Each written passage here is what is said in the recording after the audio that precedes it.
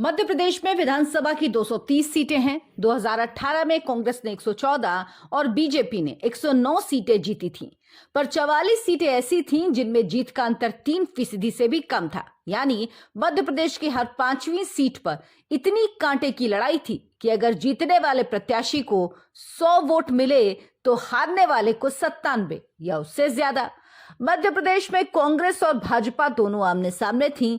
कांटे की टक्कर वाली इन सीटों में जिस पार्टी की तरफ पलड़ा झुकता वो आसानी से बहुमत से आगे निकल जाती।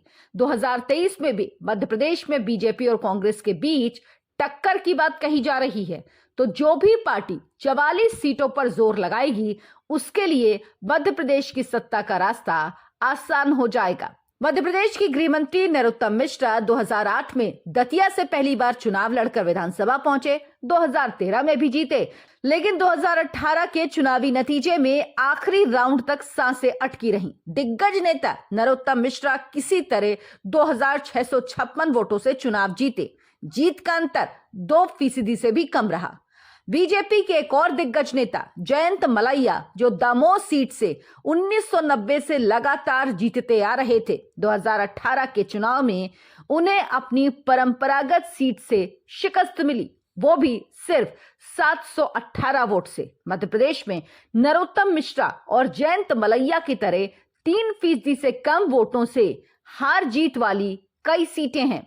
मध्य प्रदेश में 2018 में 3% से कम वोटों से हार जीत वाली 44 सीटों में 22 भाजपा ने और 19 कांग्रेस ने जीती थी। 2 निर्दलीय और 1 बीएसपी के पास है। बुंदेलखंड क्षेत्र में ऐसी सीटों की संख्या 10 है। मालवा में 9, निमाड़ और बघेलखंड में 6, ग्वालियर चंबल में 5 सीटें। इन सीटों में महज 3% वोटर को अपने पाले में करके कोई भी पार्टी चुनाव जीत सकती है। बुंदेलखंड में सबसे ज्यादा 10 ऐसी सीटें जहां 3% वोटों ने हार जीत तय की। 10 में से 5 बीजेपी, 4 कांग्रेस और 1 बीएसपी ने जीती। यहां बीजेपी थोड़ा जोर लगाकर 10 सीटें जीत सकती है। मालवा को बीजेपी का गढ़ माना जाता है। 2018 में कांग्रेस ने सेंधमारी की। 8 जिलों की 38 में से 9 सीटों पर 3% से कम के अंतर से रिजल्ट आया। इसमें 5 सीटें कांग्रेस और 4 बीजेपी को मिली। निमाड़ और बघेलखंड में 6 सीटें हैं जो 3% के अंतर से प्रभावित हुई। निमाड़ में 6 कांग्रेस के पास हैं।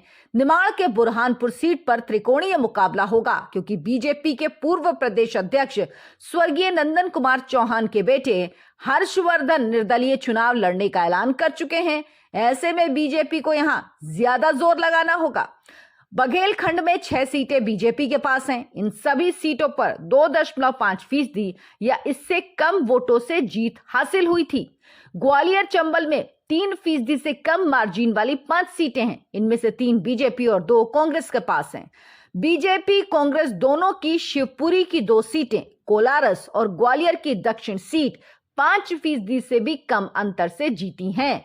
अगर इन 44 सीटों पर बीजेपी इस बार थोड़ा ज्यादा जोर लगा लेती है तो बीजेपी मध्य प्रदेश में मजबूत सरकार बना पाएगी। मेरे इस वीडियो को लाइक करें।